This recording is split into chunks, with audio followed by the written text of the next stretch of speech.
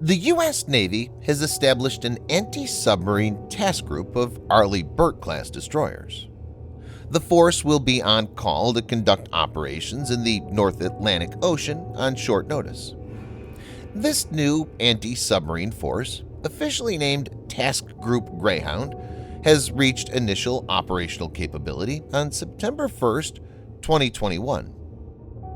Greyhound is set to be a rotational force with 4 Arleigh Burke warships assigned to it 24/7.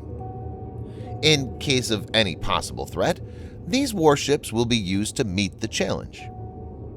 In this video, Defense Updates analyzes why U.S. Navy has created a dedicated anti-submarine task force with Arleigh Burke-class destroyers. Let's get into the details.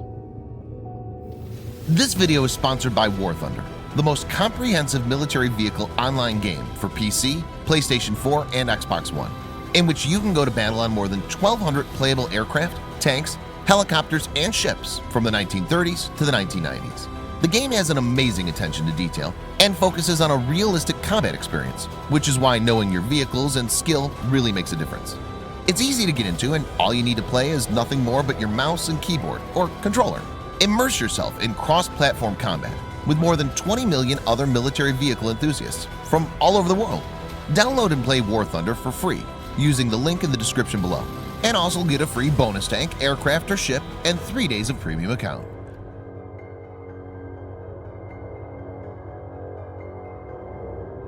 The Russian Navy is in the process of acquiring more capable and quieter nuclear-powered submarines.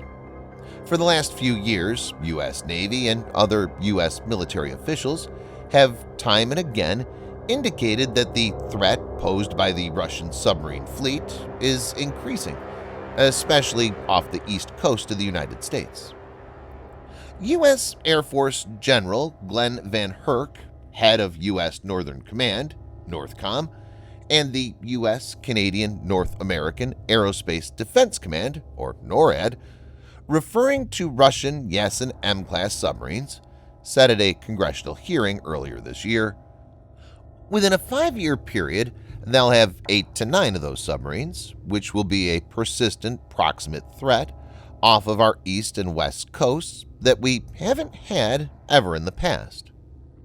VanHerck was referring specifically to Russia's nuclear-powered Yasin and Yasin M-class guided missile submarines, and said that those boats were on par with ours. A video on the Yasin M-class submarines has been posted earlier in this channel. Please refer to the above card. Viewers may note that the Russian Navy is also adding Boryai A-class nuclear-powered ballistic missile submarines, which is an improved subvariant of the original Boryai-class design that first entered service in 2013.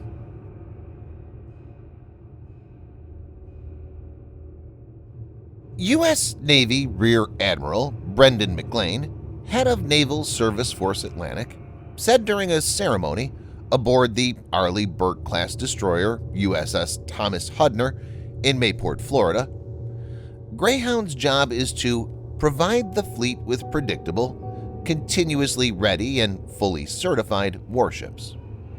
Viewers may note that the task group's name appears to be selected from a 2020 movie of the same name starring Tom Hanks, which was based on the C.S. Forester novel The Good Shepherd.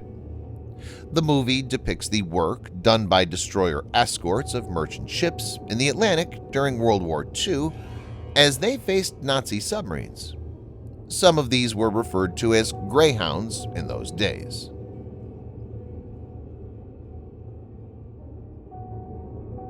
Arleigh Burke warships have AN SQS-53C active sonar, as well as AN SQR-19 tactical towed array sonar.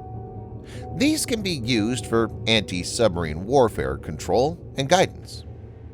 Each of these warships has a total of 96-cell Mark 41 vertical launch system, some of which are used to accommodate VL Azraq, which is an anti-submarine weapon, having a range of 13 miles or 22 kilometers.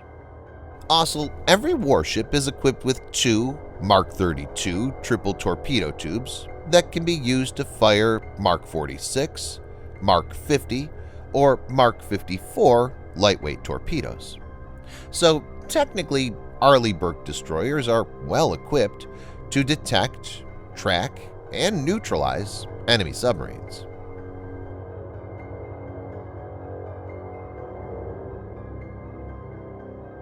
Currently, USS Thomas Hudner, DDG-116, and USS Donald Cook, DDG-75, have been assigned to Greyhound. The USS The Sullivans, DDG-68, which is presently part of the multinational carrier strike group based on the UK Royal Navy's HMS Queen Elizabeth, is set to join the unit when it returns home in January. Also, later next year, the USS Cole, DDG-67, and USS Gravely, DDG-107, will be added to the task group, while USS Donald Cook will be relieved for planned maintenance. Rear Admiral McLean told USNI News, "The idea is we put in the ships that already have deployments under their belt and are most ready and most experienced."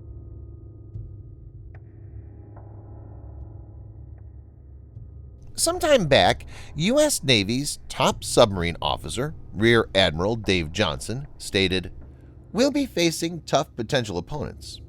One only has to look at the Severodvinsk, first vessel of Yasen class, Russia's version of a nuclear-guided missile submarine, SSGN. He was so impressed with this ship that he had built a model from unclassified data so that he could look at it every day on his way to his office. Not only this, sometime back, senior NATO official, Rear Admiral Andrew Lenin, NATO Submarine Forces Commander, said, "Russian submarine activity is at its highest level since the Cold War."